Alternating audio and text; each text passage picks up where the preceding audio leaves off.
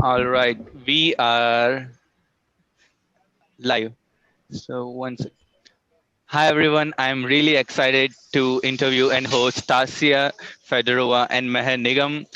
A few months ago, I was in a conference of AI for AEC, and there was a discussion about like how AEC data is messy and it's unorganized and what the need of synthetic data.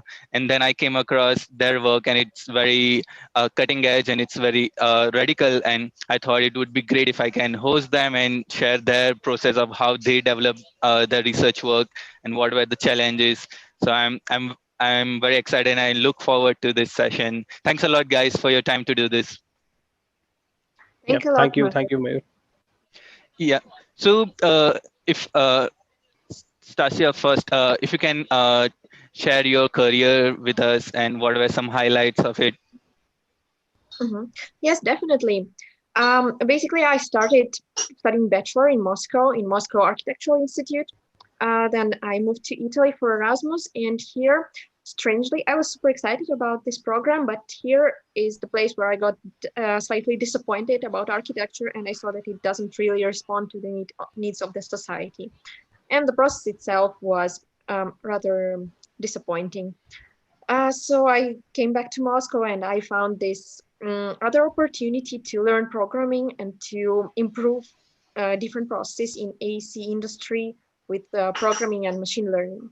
And that's how I got into it. And when I came again to Italy for my master program, I studied as much as I could about programming, data science, deep learning in Politecnico di Milano to integrate all my knowledge into different pipelines. And then I had different chances to do this on practice with internships and different projects. And then I started working in fashion design industry and automating different fashion pipelines and obviously working with data science in fashion. And in parallel, I was developing my research on the use of data science in architecture and especially AI. And I'm particularly interested in GANs. So this is where my current research interest lies. And I presented my work in several conferences. Just to answer briefly, why such variety from fashion to urban planning to architecture? Honestly, I believe that all the design is design. Everything is about product design. So you can design a lamp, you can design an interior, a room, a house, a city, or a shirt. And it's all about design. You just need to take into consideration different requirements, but basically it's all the same thing. And I like everything in it. Yeah, that's super interesting. And like honestly, you are the second or third person I have met who has like architecture and computer science background, like academically, and I feel there is much need in this time of like those multidisciplinary education and approach. Amazing. Uh, Meher, would you like to share us your career highlights and research work and thoughts? I just completed my bachelor's from Triple IT Hyderabad in India, and I am a CS graduate. In the last 2 years of my bachelor's studies, I actually joined the computer vision lab, in which my research mostly focused on 3D deep learning. And in that process, I initially started working with warehouse environments, and there was a particular need that I felt that there was not a lot of 3D data. So you can obviously get 2D images. Those are fairly easy to scan. You can move a camera around and take photos. But when you need 3D information, the getting that data is very difficult. And even if you have sensors like lidars or depth sensors, that kind of data, when you capture, it's sparse and it's not exactly annotated. This brought me to the intersection of getting synthetic data to actually train your deep learning models. And basically, the overall aim is you train on synthetic and you translate those results to real world. That's how synthetic data helps you. For that, your synthetic data needs to be photorealistic, or it needs to be so varied that it will, when trained on that, it will also work on real world. in this process, I actually came across with the person who introduced me with Stasia, and in that the aim was to basically be able to reconstruct buildings from a single image. And if not for a perfect reconstruction, at least get a reconstruction till the level like you can architects can start building upon it. In that process, we realized that there is not a lot of 3D information for buildings available. And Stasia joined the team, and she was building a 3D generator for buildings, and that's where I kind of got involved with her, and I gave my inputs. And it's more majorly her work, but that's how I joined this project and how I am involved. And that's kind of been my research as well. I see. And I I was about to ask, like, the team looks like they're all over the world, and like, how was the Oh yeah. collaboration? Who started it, and like how it all came together before we move on to the paper? Okay, Yeah, so mhm. okay, Sasha, go on. Yeah, there is a person whose name is Alberto Tono. He's Italian, but he lives in the United States. And it was his idea. He is affiliated with Computational Design Institute, that is, I think, in San California, Francisco. in San Francisco, yeah, particularly. And it was his idea that architecture needs this project that is on 3D deep learning, or how we can call it, geometric deep learning. And for that, we need data. So our project with synthetic data set is the first step in a big pipeline. And he brought together all our team, which is also Cecilia Bolognesi from Politecnico di Milano, from Italy.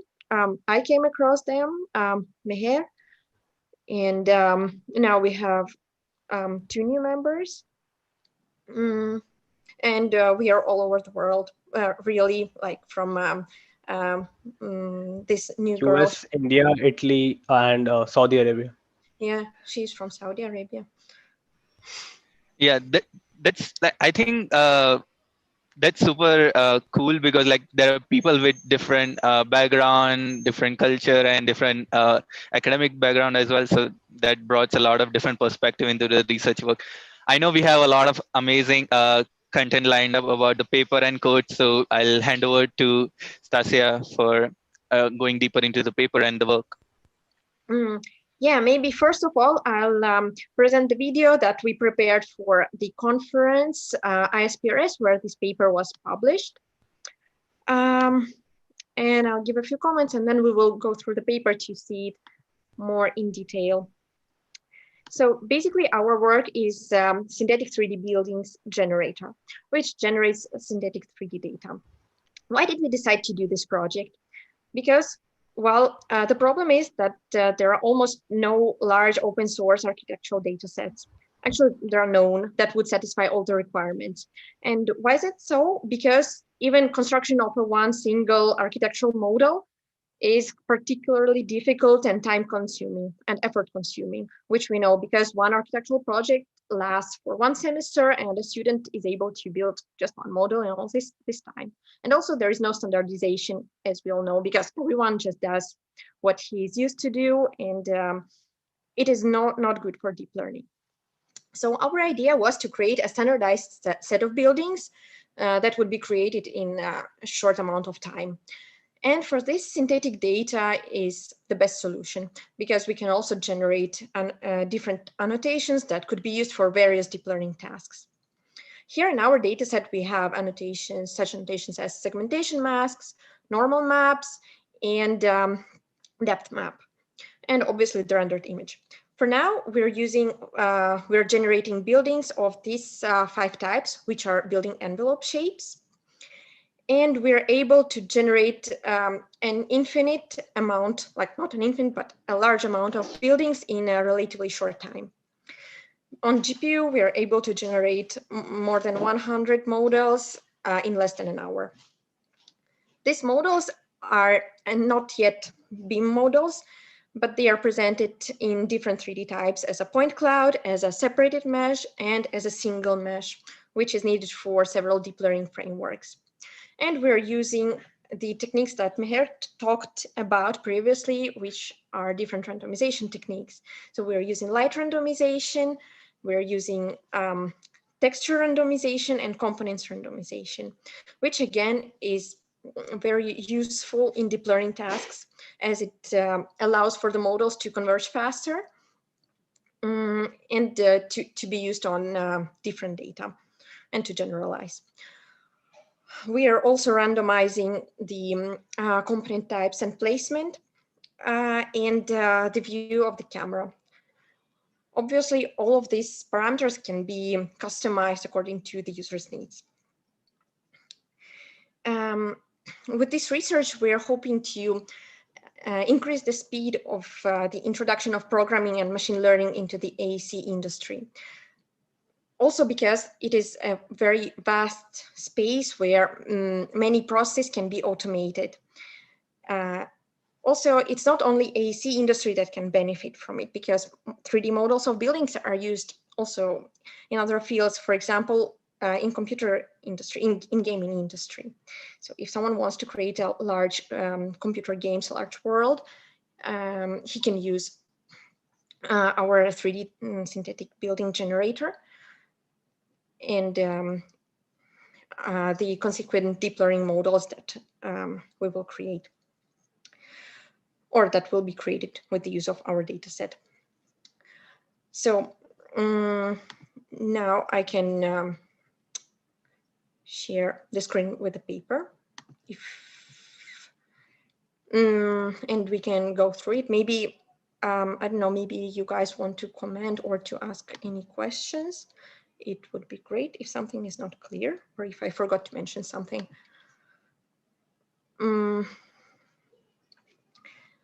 Yes, but basically what we are talking about here is, in this paper, we are making an overview of the related work, which are the existing 3D data sets that are mostly used in deep learning tasks, which can be mesh, voxel, and point cloud data sets, but they are all mostly related not to the architectural tasks, which doesn't let us use it in AC industry, which is very unfortunate. Here we make an overview of these data sets, and we classify them based on the number of classes, samples, and different annotations that are present. There is also a number of architectural data sets, so it's not like our industry is completely empty. No, there's someone working on that. But what we didn't like about these data sets and why we could not use them in our tasks is because they are on the scale that is different from the one that we need. So we divided data sets on scale level, where 0 is the city scale, so urban data sets, and 1 is the building scale, and 2 is the interior scale. So there are multiple data sets that are using the interior scale, and while we know it, many of them are synthetic, and models work quite well on them. For example, SynNet or InteriorNet, or even Metroport 3D. And there are multiple multiple data sets on the urban scale, which can be of different level of detail. Level of detail, for those who do not know this term, is how detailed the buildings are. So they can be just building envelopes, or they can be more detailed, having windows and roof, or they may have also internal structure and furniture inside. So, but however, these are not suitable for our needs. The only data set that is actually suitable for our needs is Gibson data set, which is both buildings and interior scale.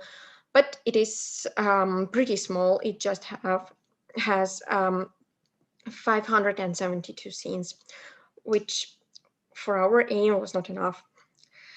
So based on the results and based on the research that involves synthetic data and domain adaptation, we have decided to create our synthetic data set. And we put a list of requirements for for this data set, which is the sufficient size of the data set, which is the problem with the Gibson data set, class balance, or being customizable to the user's needs. So if I want just one class in my data task, I can use it. I can do it with my generator. The modularity of data and being able to add different modules, which we will talk about later too. um, diversity and variation in data, different ground truth signals, which allows the users to apply our datasets to different AC processes, which is why we introduce segmentation mask, depth map, normal map, point cloud, and rendered image. Probably later we can add even more. Again, it depends on the user needs. And associated metadata generation. And it should be, again, easily extendable and modular to be able to use many different classes, modules, and components of the buildings. And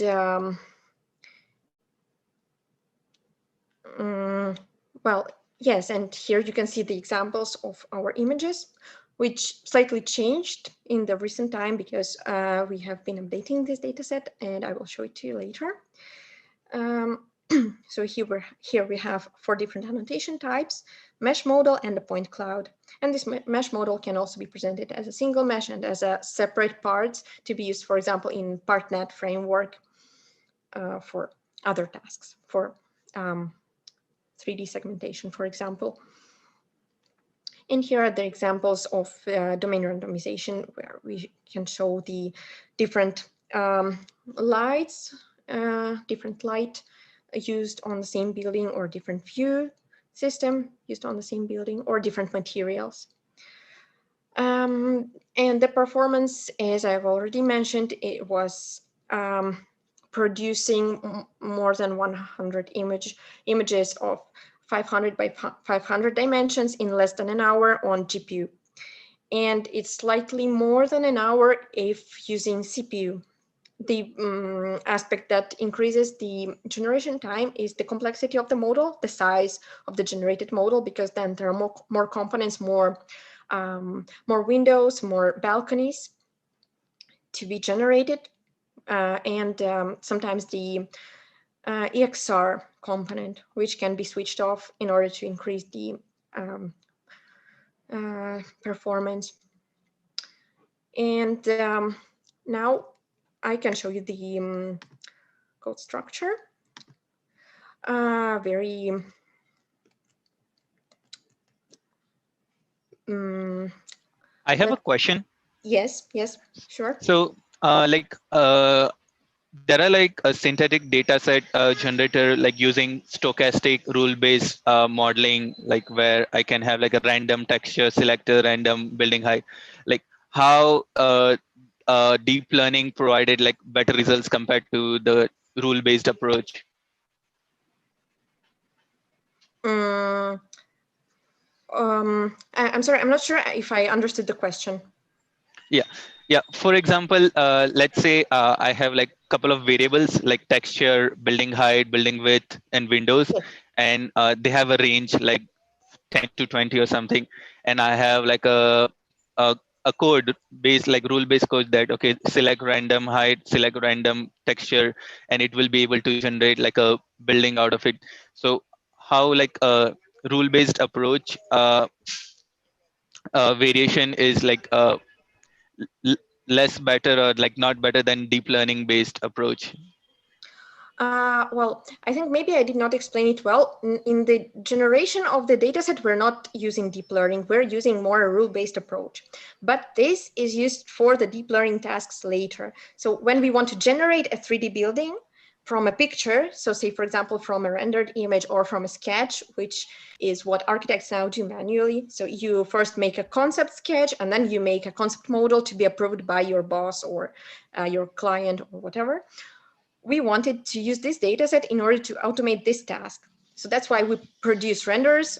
We can produce also sketch images, and we're producing also 3D models. And the idea was to teach a deep learning net to generate 3D buildings from the rendered images, which is, I think, well, you obviously understand that this cannot be done by a rule-based approach, or it would be just too complicated because there are too many parameters in architecture and too many components, and recognizing all of these parameters and components from a single image or from a set, even from a set of parameters, and generating a model is, well, Yeah, I understand. Yeah, that makes a lot of sense. Like it clarifies a lot of things. And Mhm.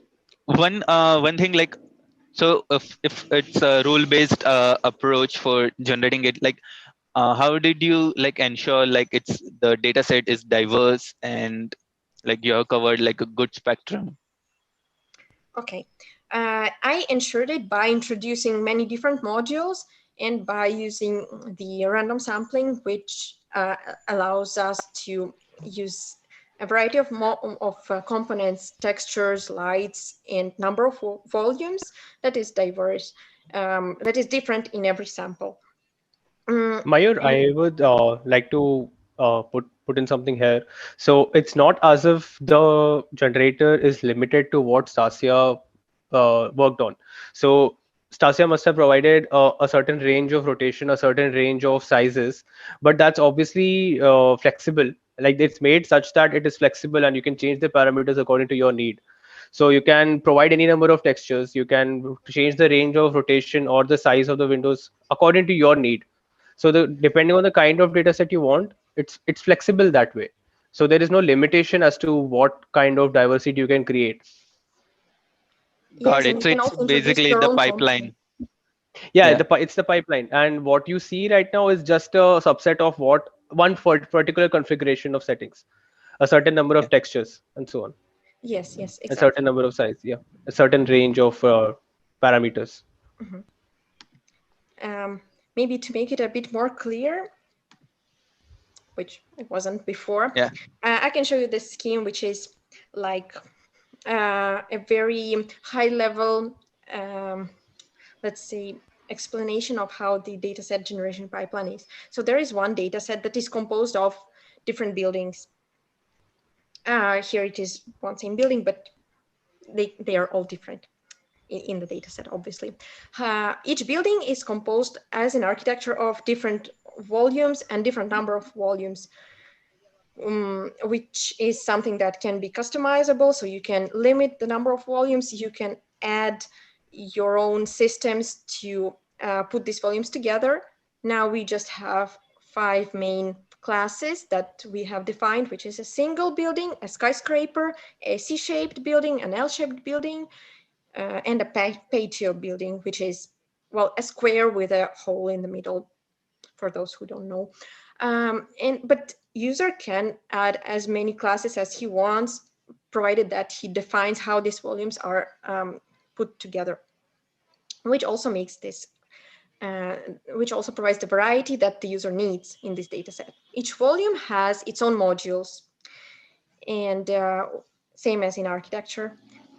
The windows, the roof, the doors, and there can be as many modules as the user wants. So you can add pipes, you can add chimney pipes, you can add the basement, the foundation, the stairs, the columns, pillars, whatever decoration you would like to add to the building, the balcony, which we already have, as you've seen in the video, etc., etc. Again, based on what one needs.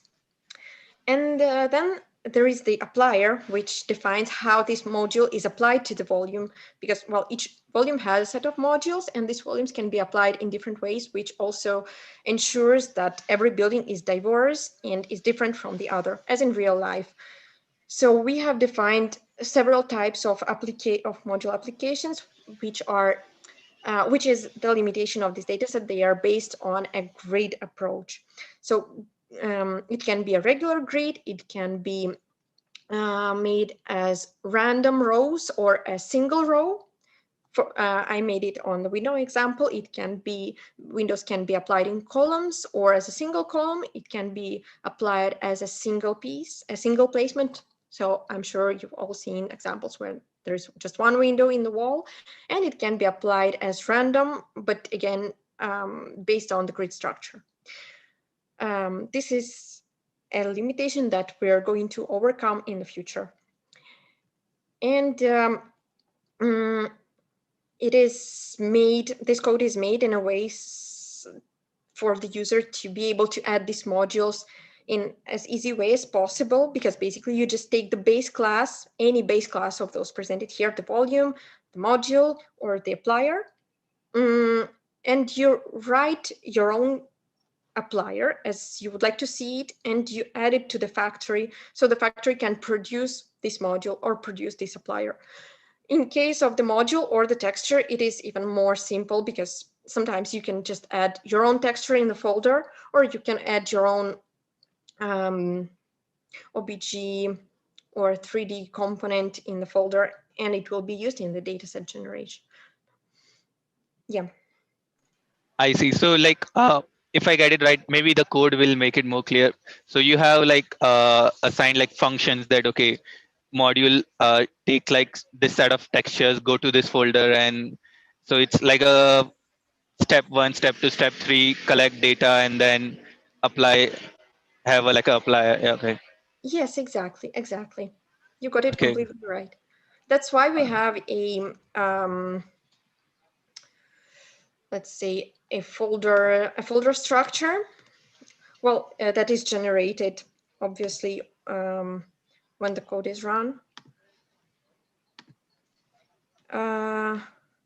So there are modules, textures, and the outputs are put into these folders. But basically, it's a pipeline where the textures are taken from here, and you can add your own. I can create concrete one, let's say, or I can create whatever folder, and I need to put several main maps there, which will allow me to have this material, this texture as a, well, as one of the textures used for the building generator. I see. And like, is there a particular data format you require for like size of texture, or you do like post processing and like convert any size into? No, we don't do the post-processing yet. Actually, there is a, like, not a requirement, but a suggestion to make this texture look more, let's say, more realistic, scaled on the building, which is, I think it should be 1 meter by 1 meter in 1024 by 1024. Got it. I think now it makes a lot of clear. So Mhm. uh, If you we want, can dive into code if. yeah, we can dive into code. Sorry to interrupt. You were saying something. No.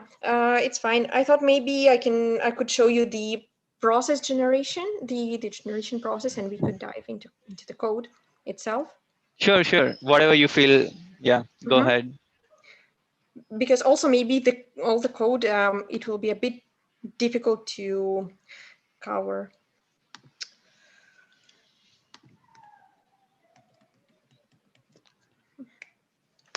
So basically what all we need to do is to run just one line, which is Blender, or the path to the Blender application setup.blend, and use Python script dataset.py.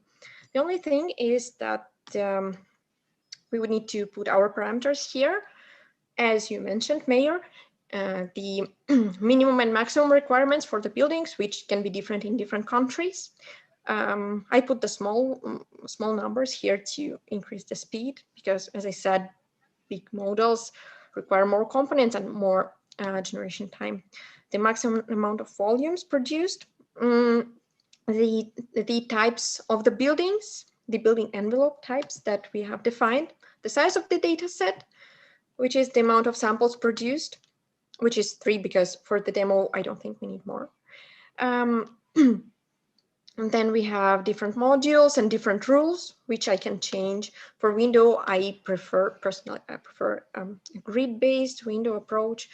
And for balconies, I prefer column, but I can also use here a grid-based approach or a row approach or any other. So how each module is placed is defined in this dictionary. And if I want some specific materials to be used for each module, I can also define it in the config file. And if I want the point cloud or some specific number of points in my point cloud, I can also define it. I can define if I need an EXR file for depth map or not. texture randomization or not, how many render views I would need per model, because I might put 10 and I will have 10 different views from random camera angles. That makes sense, obviously not from the bottom of the building or not from the top, but something that makes sense. And here I can define names of the folders, where to save the model, the image, the segmentation mask, the point cloud, the depth map, the normal map, and where to take the modules from. And we also added an option to have the Blender file in order to have a model that is with a hierarchy, well, like a Blender file that is being created to have a hierarchy to be able to change it in case someone needs it. We can set also the engine and the image size if I need any other size of the image. And after that, we just need to run it and wait for some time.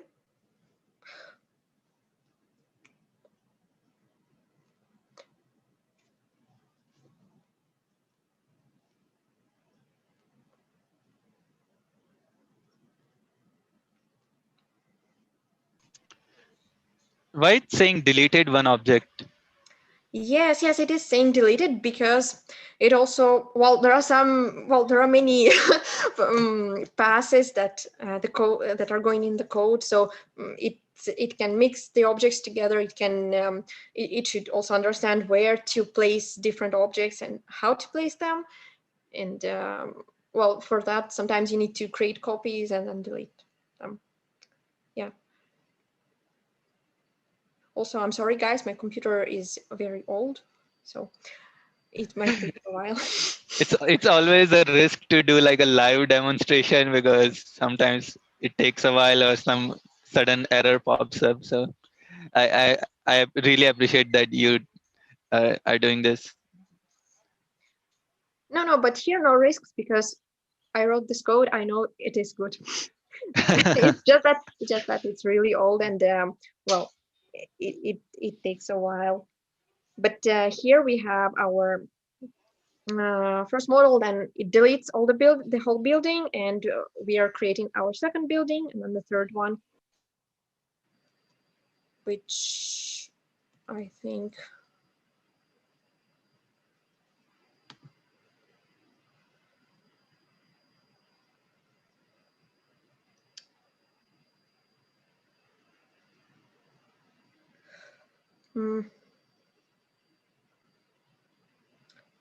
Yeah, so basically, this is our first building generated. You can see that there are balconies, there are windows, which are new windows I'm particularly happy about because before we just used demo windows, which were rectangles of glass. Now we have a frame, which is made of mesh, and it is also randomized because the number of vertical and horizontal bars is random, and it can be 0, it can be up to whatever we set. We have also the basement, and we will be adding more components later on. Like we're working on this. Yeah. And the reason we you're using Blender is like the script calls to open Blender, create a geometry based on like all the wall and height and texture parameters, and then at the end of the pipeline, like rendered image and textures are inserted into the Blender model. Okay.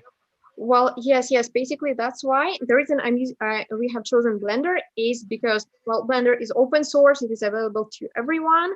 It is installed in like literally can be installed in 10 minutes max, and also it is very convenient to write scripts because every function is written in Python and you can access its API. And anyone who knows a little bit of programming can also add his own functions there. So it was the main idea to make it accessible to everyone and to make it used. So yeah, so here we have created our 3 images, and we have also the masks, which now have the basement, the roof, the windows, and the balcony. and here too, and here as well. And we have the depth map. I see. And the mask, is it in like right now it's in image, but for like deep learning task, we might need like a JSON or numeric format. So, Mm-hmm. A JSON or numeric format for what? I think like for like I'm thinking like for CycleGAN, we might be able to like use like direct image to image, but Mm-hmm. what if like there's like classification or prediction problem where we need like the coordinates of windows or the dimension like numeric values.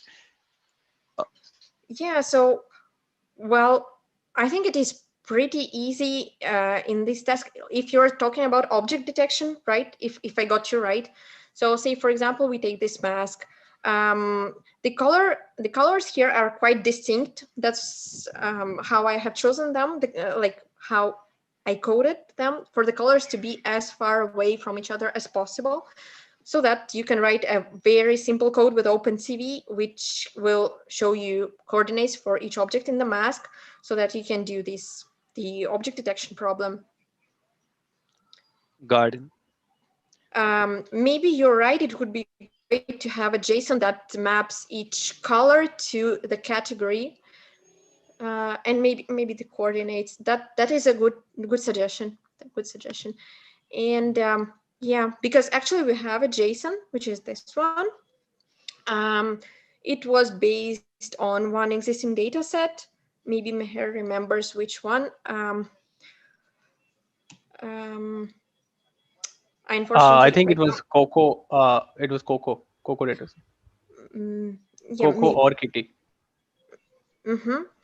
Yeah, so we used this annotation to annotate our buildings, which is the image size, the camera position, the textures used, um, where all different annotations are stored, what is the focal length, the rotation, uh, if it is truncated or occluded, and the bounding box of the model.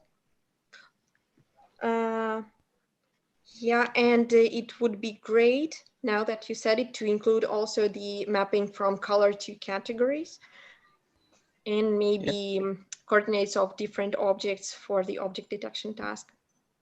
Makes sense? Yeah. Yeah. And just to uh, clarify, so the in the code like there was like different rules for different objects like windows was grid based, roof was one. So Yeah. I'm and those rules decide the organization of the object in the building. So Yes. where are those rules defined? And I'm just curious, like for example there is a grid size, let's say 1 meter by 1 meter, and what if like the window is right at the floor level? Like how do you ensure that the window is not awkwardly placed in that grid? Okay. Well, this is defined on the application level. So I think it is defined right in the, wait. So we have a window module. And if I'm not wrong, it is defined either here or, wait. Yes, I place an offset. So a window is usually Okay. from 90 centimeters to 110 centimeters from the floor height normally. So this is a parameter I put here, and it also can vary. So for example, if I'm a user, I can put a random one from, I don't know, from 50 to 1.5, and it will be a random number. But I see. in this case, we were using 1 meter because it is the standard for Europe. Yeah, so like you ensured by like additional rules that the data makes sense and it's not generating like non-feasible cases. Yeah. Yes, because well, incidentic data sets, there can be something that doesn't make sense. If you see, there is one of the references in our paper shows the use of not really the synthetic data that doesn't really make sense for the cars, but the model is able to generalize well because some of these data make sense. So textures, light, these parts might not make sense, but some things should. And this is the placement of the elements. Yeah, I just had a thought. Mm-hmm. It would be awesome if like there is a web interface where like there is like a height slider, texture slider, and you could create like all the buildings like on the fly or something. Oh, that's a great idea. If you want, we can make a collaboration with you, and you can also participate. But actually, it's a very, very good idea. Um, yeah, Mm. I think we can So make it in Just the future. basically adding a GUI on top of the current code, right? Yeah. yeah, because like I If think a not a lot web of interface, architects. I definitely a local UI tool kind of stuff that is very easy to make quickly. Hmm. Yeah, Yeah, good idea. Mm-hmm. yeah, because like what I feel is like a lot of people are want to experiment, but like the setup of Python and error like makes the whole experimentation like less mass uh, friendly. So if there is like just a website or exe where people can do it, a lot of people will start experimenting. But actually, in our code, basically what you can do, there is a .bat file, which you can click, and you don't need to install any Python packages. You don't need to install anything. You just need to install Blender. And that's all you need to do. And then you need to make your dataset config if you want. If you don't want, you don't even do it. And you just press this run.bat. This was made specifically for people who don't want to do anything with coding. Oh, I see. So you have that. Awesome. Yeah, this one. Yeah. Uh, but I think your idea about the GUI is great, and we should think about it definitely. Yeah. I'll check the code and we'll see if I can do like a collab script, because even that, yeah, that will also like people are very comfortable using Google Colab as well. It's just like Hmm. plug and play. So when that would be Yeah, interesting. like a playground in a collab. Yeah. Awesome, awesome idea. Yeah. So, sorry to disturb your workflow. So No, it's great. Maybe do you have any other feedback or suggestions or ideas? yeah. Yeah, I'm interested like in like at what part of the code where you're converting different format like point cloud, PLY, and segmentation. Like, Hmm. Actually, it is pretty straightforward in Blender because what we are doing um, here, we are using our renderer class, and which has a function render, and this render does all the steps. Let me open it.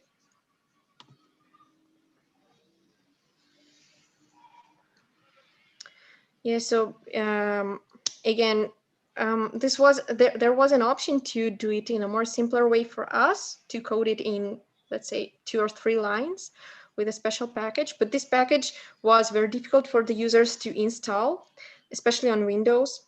And we have opted for writing more code, but make it with less installations for the user. So this part renders makes a normal render, a render of the segmentation mask, and then it connects different trees because Blender has its composition trees that determine how your output will look like. So you can make it look like a segmentation mask, as a depth map, and as a normal map. We connect different trees and then we render all these annotations one by one.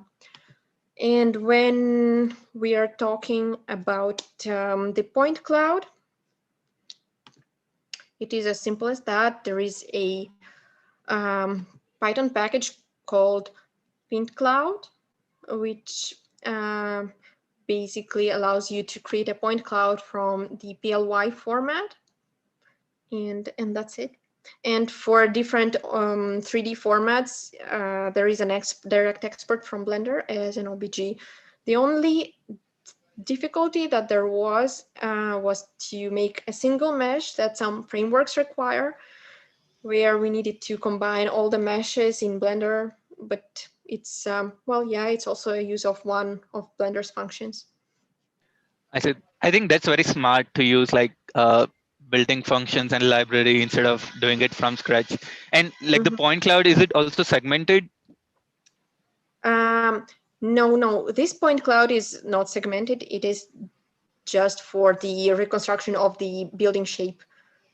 But again, it is for the future development of the framework to make it segmented and to make it carry also additional information. Yeah, like one thing I was finding difficulty because many times there are building data set, but the metadata is very less. Like, okay, if there's a window, just the color or the material property, but there might be like other relative property the which would be useful. So, for example, if there are a lot of windows in a same floor, what's the total amount of window area? Then we can do like percentage fenestration and maybe daylight analysis or prediction. Like those like metadata is somewhat I couldn't find in an data set. So Yes, like it is how like true. It is true. if- And we were thinking about this and also to add cost related information and different building performance parameters. But again, this is just the initial step, and all the later steps obviously are needed for the efficient 3D model generation. I see. And is it like a graph structure way of defining, or like how would you define the sequential nature? Like, is it like a building to floor to window? Like, I think you can represent it as a graph because each building has its own volumes, each volume has its own components, and each of them has its own textures and other properties, right? So yeah, you can definitely present it as a graph, but my way of defining it was more like system of modules, modular structure. But graph is it is very precise definition. Yes. okay. And honestly, like I'm quite impressed with the results because the data set looks quite realistic. Because I've seen like synthetic generators which are like just rectangles and cuboids, and with building this has like uh, more feasible and realistic world like data set generation. Mhm. Yes, we So have many architects in the team. That's why. so you might have like mentioned this in the paper, but I would still I like to ask like what were the major challenges in cracking this workflow? Like what were like some errors or like define like coding part which were very challenging? Um, it was not very challenging. The only challenging part was that it was time consuming because there are many classes and many small modules, let's say components that need to be defined. The only, and well, the only difficult part in all this was the definition of how one module is attached to another one, how a component is attached to the volume, how the volumes are attached between them. But once you figure it out, it is basically one or two functions that are used in all the pipeline in the Blender utils.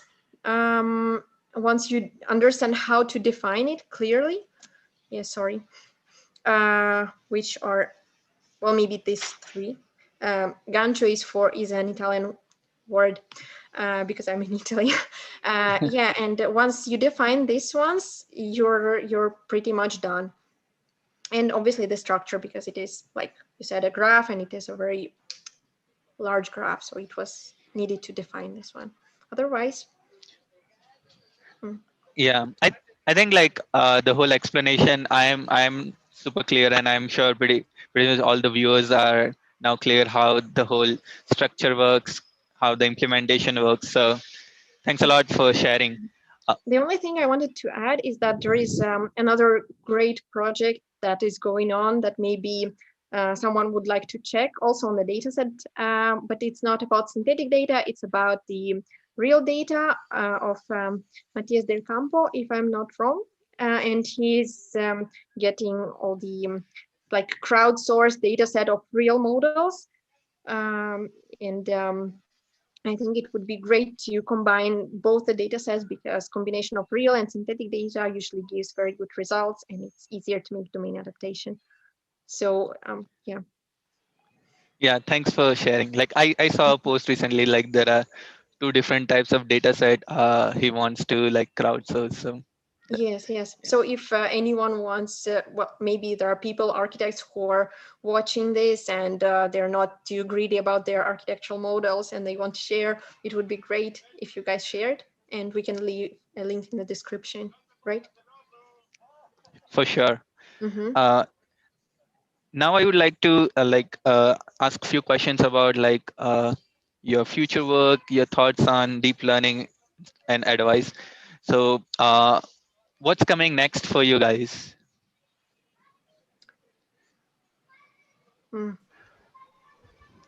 The next stage, I would believe, is to first of all, we would want to extend this for like we will actually go on and show results on real world. Right now, it's just a data set. So the aim would be to show that this data set can be used to first of all train models, and then those models also show results on real world. That would be like the overall arching aim in the end. And also, I believe we would like to try out different other upcoming pipelines that are there. So if you see that while we were building this in that time itself, Unity came out with the perception package. If you I think maybe I can just share you the link, or I can just share my screen. So Mhm. that perception package allows you to basically construct a scene in Unity, just like we did in Blender, and then it helps you automatically generate all kinds of 3D annotations that you want, and with a GUI interface. So if you can, the dataset generation pipeline will remain the same, but the annotation extraction will become much easier. And also because Unity is a better engine, rendering engine than Blender, I think that would even speed up the process even more. On a parallel project that I have with another group, I switched from Blender to Unity, and that has been a great boost in performance, and also the perception package is coming of great use. So these are some things that we could look on, because this area is moving on in a very fast pace. So that is one thing that I can definitely think of. And yeah, that's my input, I think. Stasia, what do you think? Y- Uh, yes, I totally agree. Um, I was going to say something more or less the same.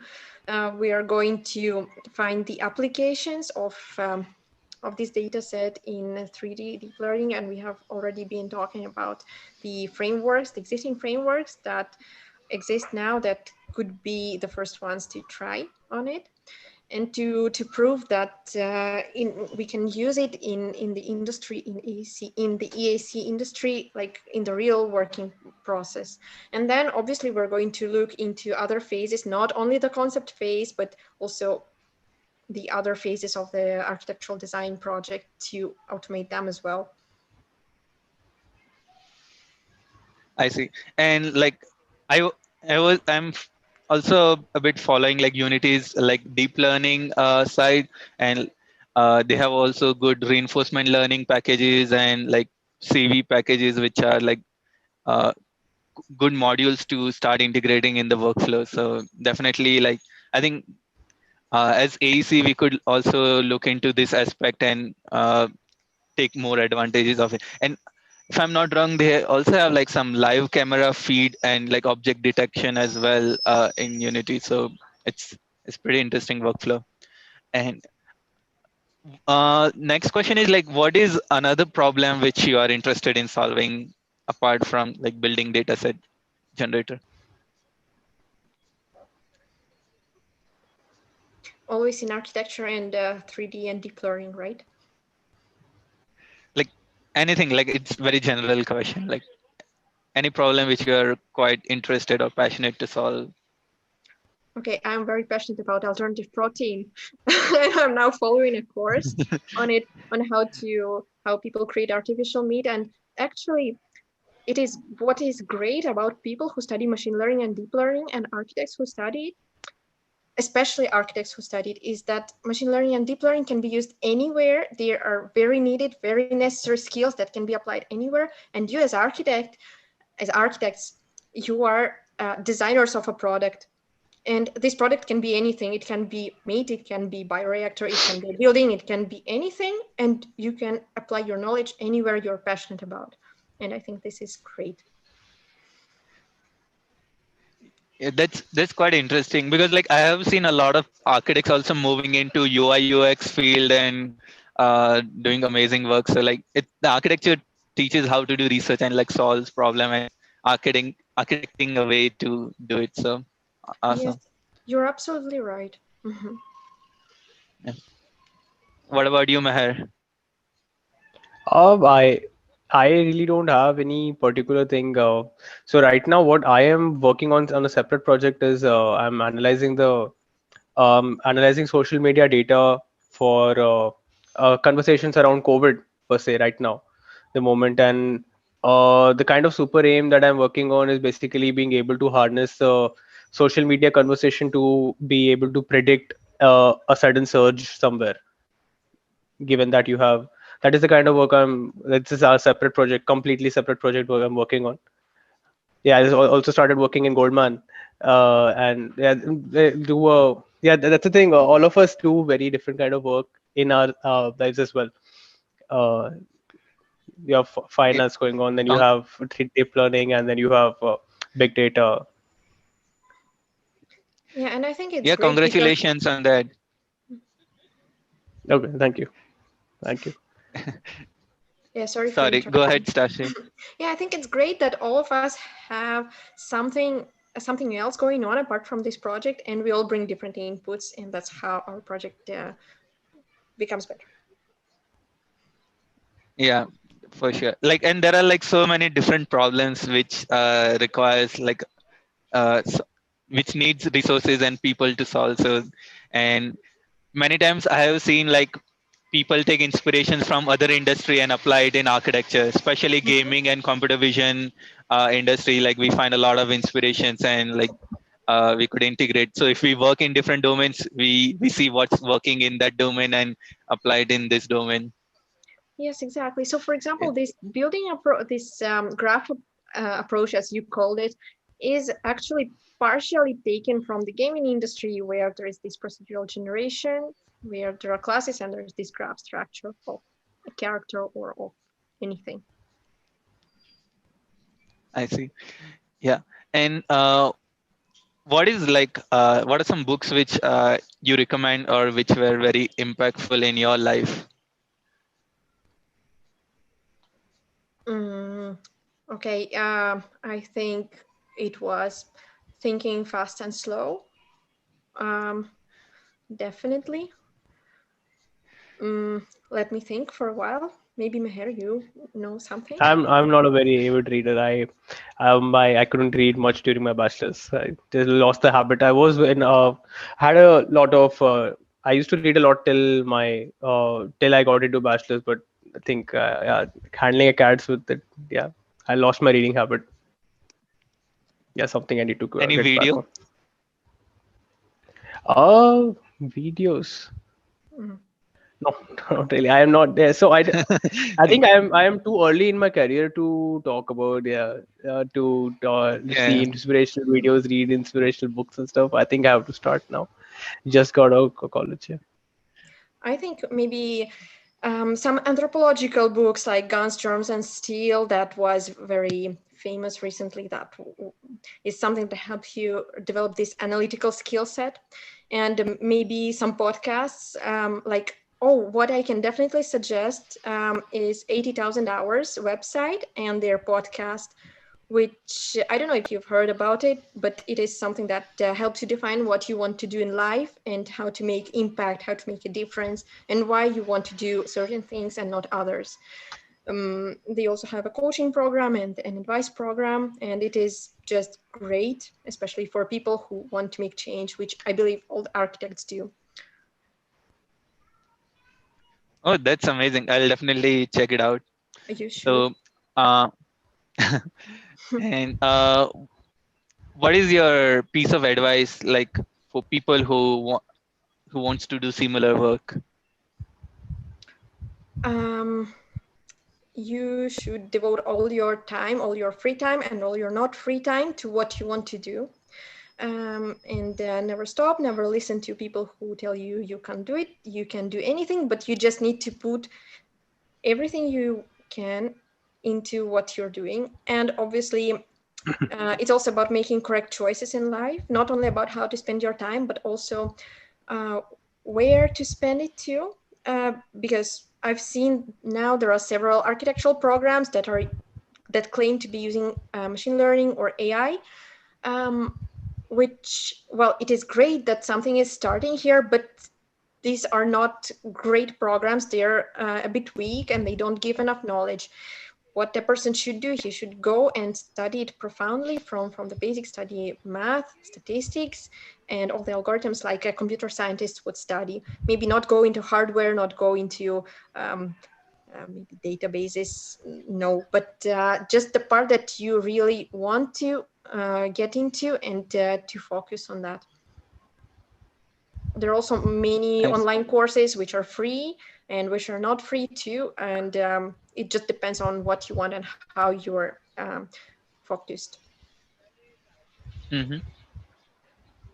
I would say that very practical advice here is that if you're trying to go on, if you're trying to something new, if you're trying a new project, do enough research about it first of all. Try to search all over the net what has been done in that same project or in the same field or in a similar field, because a lot of times you find something that you can always build on or take inspiration from.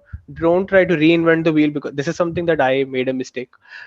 We actually ended up building something when we realized that we could have already used some existing pipeline to do so, which was much more efficient.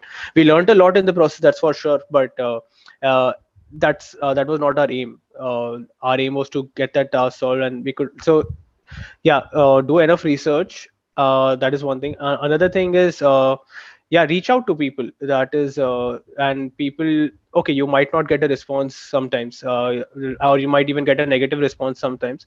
But it never hurts to send out a mail for help or advice.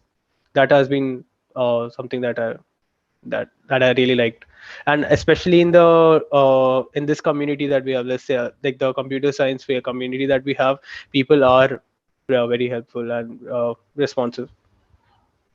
They'll at least Exactly. let you know that you can search in this domain even if they're not able to help you directly. Gives you some direction. Mm-hmm. Also, if I can add one thing, um, which is something, well, maybe practical too. Before working on something, just you should understand what problem you're trying to solve. So, I mean, it is very cool to generate building designs and buildings like the Hadid Museum from, I don't know, from description or from just a random noise. But then you need to think, who needs it? Who will use it? What problem does it solve? And then understand where to spend your time and which problems you actually want to solve in life. Yeah, I think like that's a great piece of advice. Thanks a lot for sharing. So my last question is, uh, are there any like events or conference you recommend people to visit, which are like quite insightful in this domain?